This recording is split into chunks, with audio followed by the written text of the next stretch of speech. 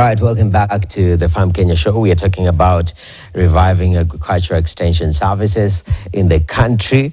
Remember that this was very popular in the 80s and the 90s, and all of a sudden that went under. But now we are making a comeback on matters extension services, and we're doing it in a bigger and better way. Now, early on, there was a symposium by the Kenya Forum for Agricultural Advisory Services, and the Cabinet Secretary, Dr. Andrew Karanja, had this to say in regards to what and where the country is on matters reviving extension services. We have to manage to start off the agripreneur model, where young agripreneurs using digital technology were onboarded to provide extension services to farmers at the world level. The objective and aim is to have 20,000 youthful agripreneurs, or equivalent to 7 agripreneurs per ward, and each will be given all the capacity they need so that they can promote enhancement of productivity, commercialization, using digital technology, and work with the counties, support the counties. It is here I emphasize that we are working with the counties. All right. So I'm so glad that we've touched how technology, and I think that is a very nice way to enter into where we are heading, that all sector players have to be on board. Julius, you are innovating because you are in business while doing extension services.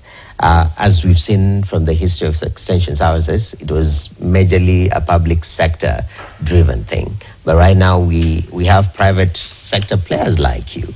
Talk to me about, so far, from your observation running your business, how enabling is the environment for such businesses? Because I believe if the environment is enabling, then this particular service becomes even more common and accessible to more households and farmers in the country. How enabling is the environment? So I can't say for now. I would say that the trend is okay, despite it has its own fear of challenges. But basically, the trend is okay because, like when we started this whole thing on KEFAS and digitization, I wasn't so much on X. By then, it was Twitter, and I remember very well when the project was starting, when we were told like there are these digital connectors that we need, they'll be doing ABCD. We were just giving services. Like myself, I was just posting on Facebook and waiting for farmers to just say that I want this. Seedlings, I want this, I want that. But I hadn't looked at it in that realm of digital connection. And I can recall by then I had 2,873 followers when the project was specific. Yeah, when the project was starting. And when I embraced the whole thing about digitization and everything, right now I'm at 19.4 thousand followers on X. Okay. So you can imagine by the time the project was starting and now, you can tell. And for sure I can tell you that on the same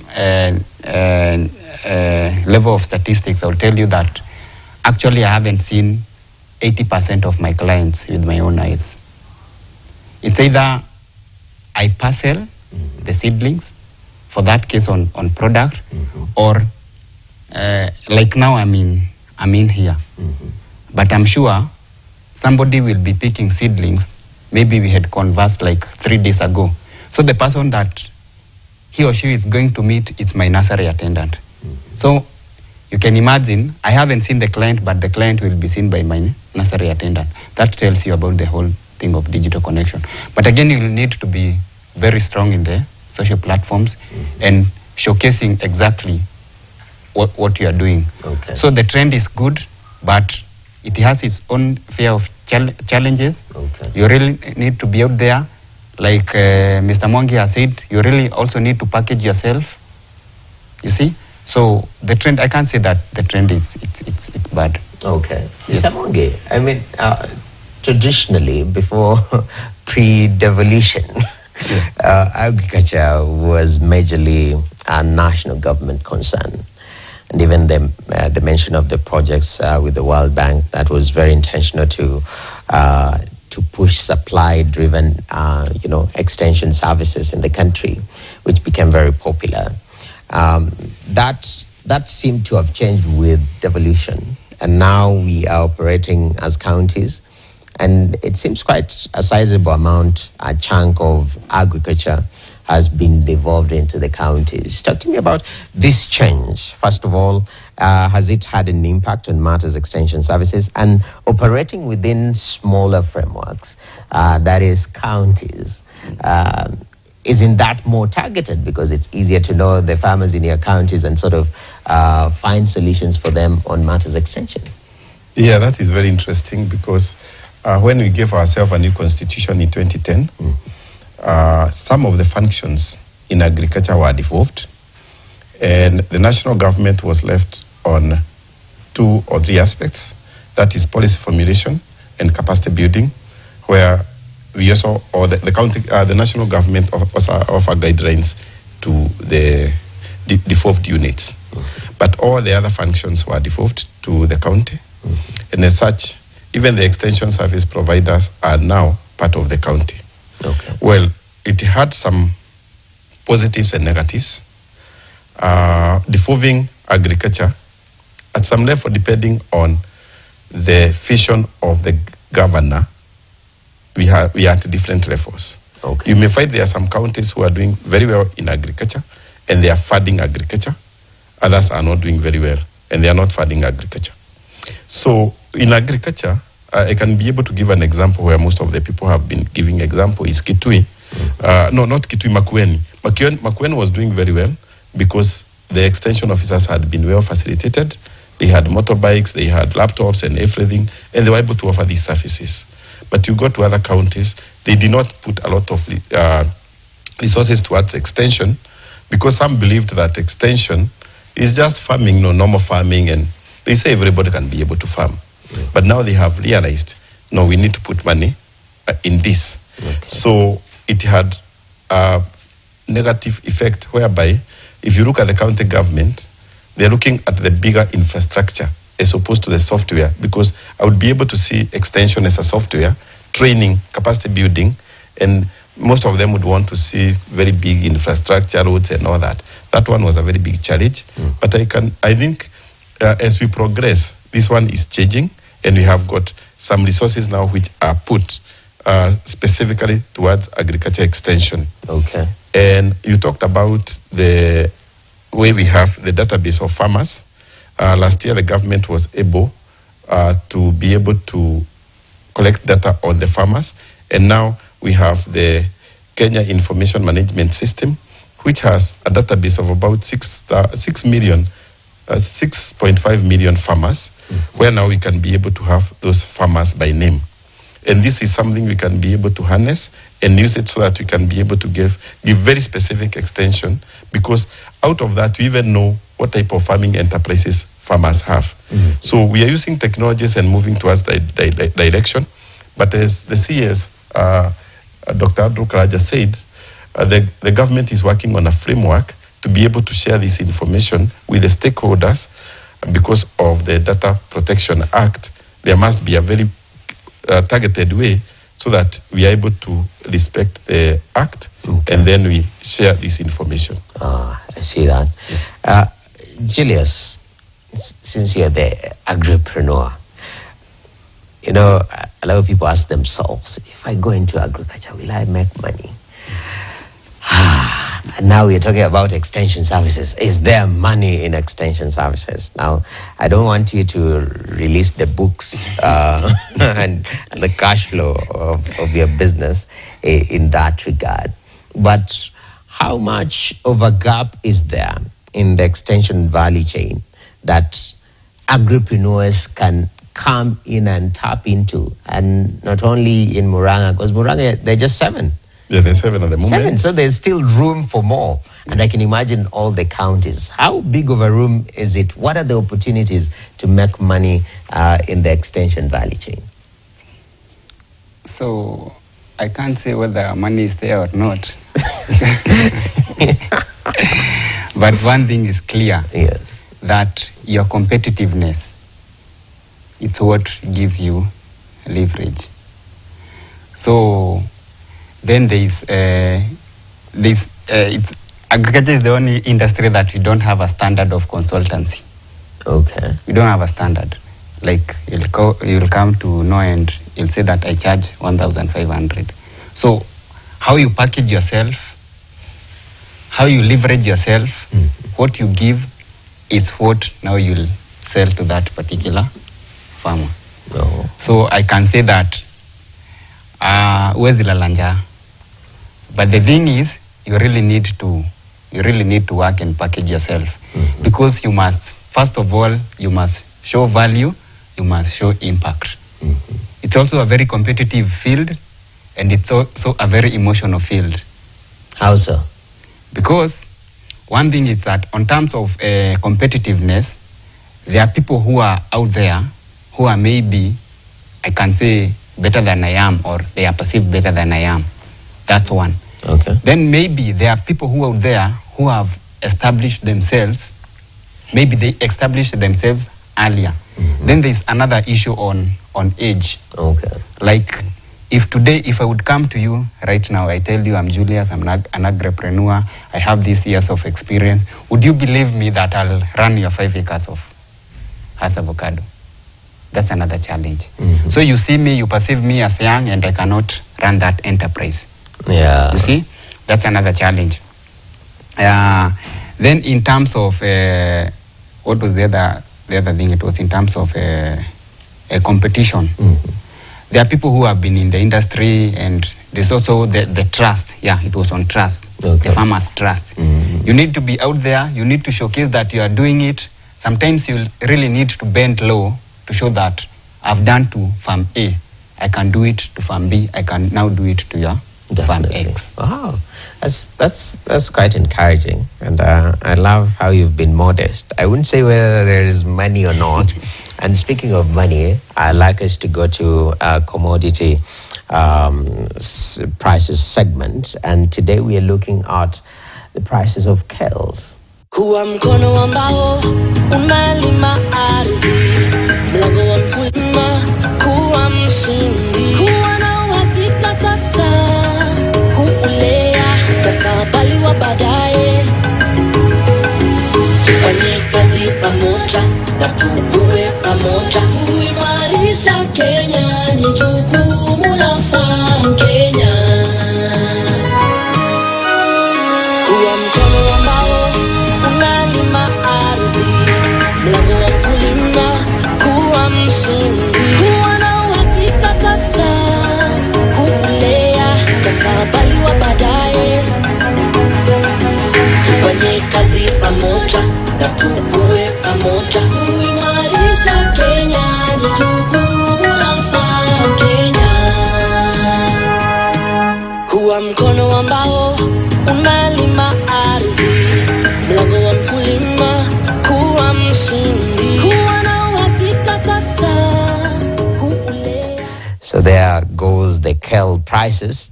Mr. Peter Mwangi, you say that the current and the future of extension services is the all hands on deck approach, pluralistic, as you put it.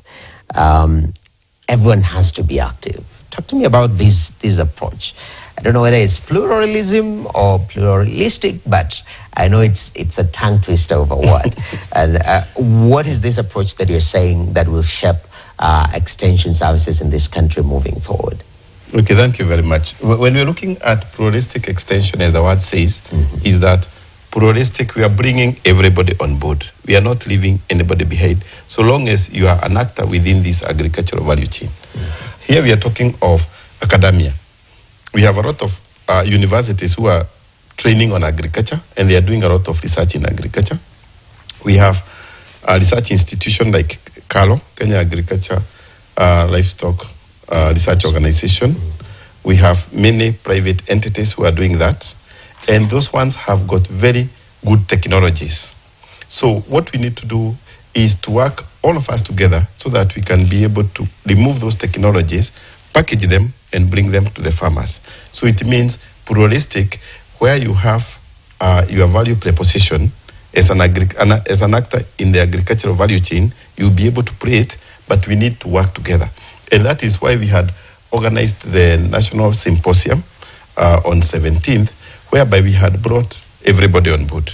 We had the academia, we had the policymakers, including the minister, we had the private sector, we had the public extension service providers, we had researchers, and we are really trying to look at how can we be able to move forward together as a team, such that if we are able to play our role, we play it very well, so that even the farmer himself, he is not a blank slate. He also have a lot of information and a lot of knowledge. So can we also be able to bring the farmer on board so that we can be able to harness on his approaches. Okay. It's a good example of some of these approaches. Farmers know when to plant. And of course, we have been looking at the weather and all that. But we may find that there are those indigenous knowledge or technology which the farmers hold, and they say, if you see a given pest or something, then it means the rain is coming and they are going to plant. So those are things which we need to embrace within the pluralistic approach. Okay. So we are looking at, there is no one source of knowledge, but we are all sources of knowledge. What is important is coordination, and we work together, then we can be able to deliver the extension. Definitely. That's very important. Julius, from your practice, do you feel the agricultural ecosystem operates in silos? You touched on agriculture being the only industry that when it comes to consultancy, it's not per se standardized and whatnot. But do you feel what Mr. Mwangi has explained is that as much as we want everyone to come on board right now, there is an element of silo approach. I'm working on myself, so there's no that interconnectivity. Yeah, definitely. I would agree 100% because we are all operating in different wavelengths. If today you would ask me what the spacing of has avocado seedlings, for instance, maybe I'll tell you something different than what even he could tell you. We've experienced differently in the field, and there's a way that, despite having I would say that Karo have the standard way of has standardized the extension per se because they are back end, but private extensionists goes a notch higher because they must be very innovative, and they have been dealing with farmers directly. You see, so like nowadays I've realized that you can do even 5 by 5 meters. Now what we are calling the intensity or the density farming for Hass avocados. So maybe a traditional extensionist or somebody who has not been innovative or is not so familiar with how the world is going around, will still say that you'll still need to do the 7 by 7, the 9 by 9 meters, the 7 by 8 meters. So these people, if they come together, you ask this person and this person, will not have a standard way of saying that Hass avocado should be spaced at this. Then again, I've also realized that there's also an issue on how we offer the extension services. You see, but sometimes I feel it's a bit individualistic, because for my case, I'll tell you that you want to do some oranges, you want to do some avocado, you want to do some macadamia, there are two approaches. There's the density way of doing it, what we call unafinya, like the 5 by 5 meters, but again, it has a disclaimer that you'll have to do a lot of management, what we call the teams, the technological innovation management practices. They'll have to be intense because these trees are closer. You see? Yes. So I'll give you that. Then there's also an issue of land. You see? The lands are becoming small, and somebody wants to do 50 pieces in this piece of land. And he'll tell you, no, it's not about professionalism or how you know they should be planted. He'll tell you, nataka nipande miti 50 hapa. You Make see? it happen. Yes, so you must make those miti 50. You see, so you'll play around and see the best way that you'll go about the whole thing. So I agree that we need to have a standard way of doing things, and then I believe KEFAS, in a way, they will be able to also train more extension officers, and we have a package like, when we say that Hass avocado farming should be done 5 by 5 meters, 6 by 6 meters, 7 by 7 meters. At least, if you come and ask me such a question, I'll be able to tell you that you need to do 5 by 5 for this reason, then 6 by 6 for this reason. But as it stands, if you walk out of this platform and you ask someone, how do you space avocados? 6 by 6 meters, and his mom. Then he'll go to Noah. How do you do the spacing for avocados? 5 by 5 meters. A single farmer, 2 different responses. Yes. Ataenda wapi? Yeah. You see, there's also the individual way of giving the information and the standard way. You need to tell that person that you need this and this. And that's the same thing. A farmer will come and he's totally confused. Like I was telling him, I had a case. A farmer just came to my nursery and he said that I want 100 seedlings. Then I asked him, what's the space of your land? Because with time, okay, there are so many things that come in here on extension that experience will even help you tune the farmer. Yes. It's not just a matter of telling me that I want 80 seedlings. With the experience, I'll ask you what's the size of your land. So I'm just interested to know what was your spacing. You see, I just don't want to sell you the seedling. So you see, then the farmer told me that I have this piece of land and 100 seedlings. And told me, no, yes, I was told like that. We've even done the holes. And I said, so how are the holes? To your surprise, the holes have been done 3 meters. You see? Yes. 3 meters by 3 meters. And the holes are done. So there's an extension officer who advised that person. Either, I don't want to say that the EA was wrong or the farmer did not understand. But why didn't the farmer understand? As an extension agent, I should make sure that I've gone and seen that the holes have been done, the 5 by 5 or the 6 by 6 meters. So the farmer will be forced to not use the center hole and use now the... Oh, I You see, that. so Yeah. it's maybe the farmer was told Okay. 15 feet or 3 meters. But you see, nobody made the follow-up. Definitely. So that cross collaboration is very critical. As we come to the end of this discussion, Mr. Peter, I know with the symposium, the forum, bringing everyone on board so that there is such problems are minimized. There has to be a way forward in terms of changes that we need to make. Yes. Yeah. And maybe this falls in different categories. We can talk about policy because the reason why extension is where it is and why we need to revive it, it was because of the policy change that we had. So from where you sit, what are we supposed to do? What are the deliberate changes from matters policy and the ripple effect that we need to make sure that we are reviving our extension services in an even stronger way?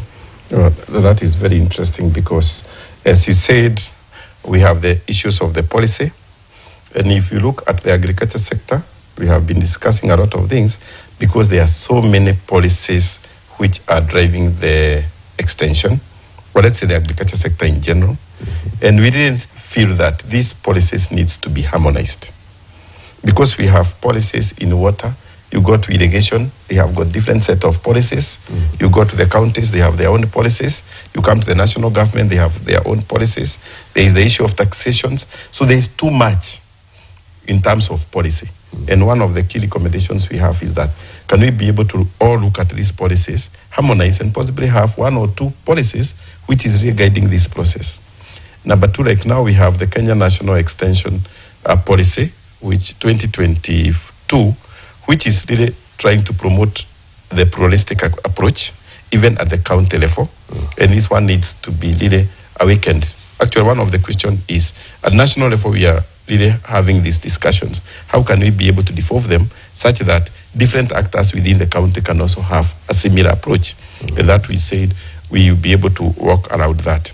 Okay. Number 2, the government has actually launched the Agripreneurs Project, where they have really brought in a number of agripreneurs. And it came very clearly because we have a lot of experience. We'll be able to work with these agripreneurs to build their capacities based on experiences like we have for Julius, so that they can be able to offer quality services to the farmers. So that one is very important. And number 3, we are looking at the issue of capacity building at individual levels, whereby we would want extension service providers to realize that their role has now changed as an extension service providers. These are 2 very important issues.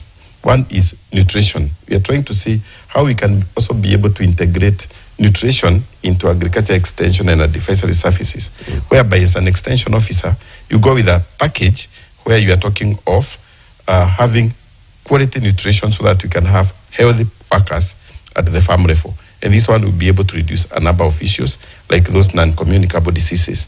So there is a lot of paradigm shift which is required to the extension service providers, and we are working around that so that they could be able to reach more farmers and increase production. The last one we are looking at, Kenya is a net importer of both fertilizers and food. I think that one is a funny paradigm, because if we import fertilizers, we should have food, but we are importing both. So we need to really change a situation whereby we either import fertilizers and we become food reliable, but that one is a challenge which we are going to address. That's very interesting, because even generally we are just a net importer. We import more than we export in this country. And more so food, which is at the heart of any functional, country. You should be able to feed your people. Sure. And we've seen, especially in an environment where the globe is not as stable, we've seen what Russia-Ukraine did, and that ripple effect to such spaces, which is quite interesting. But interventions, actually solutions do lie with us. And I'm grateful, gentlemen, for you guys making time to talk to us on matters extension services and what we need to revive them, and also the practical experience on why it is important. It's been a pleasure, just talking to you, all of you. Of course, we have Mr. Peter Mwangi, who is the CEO of Kenya Forum for Agricultural Advisory Services, and Julius Oweru, a groupreneur, and he offers extension services as a business. All right. So we put a full stop to our discussion today. I'm Noakip Kimboi. Till next time, keep it KTN.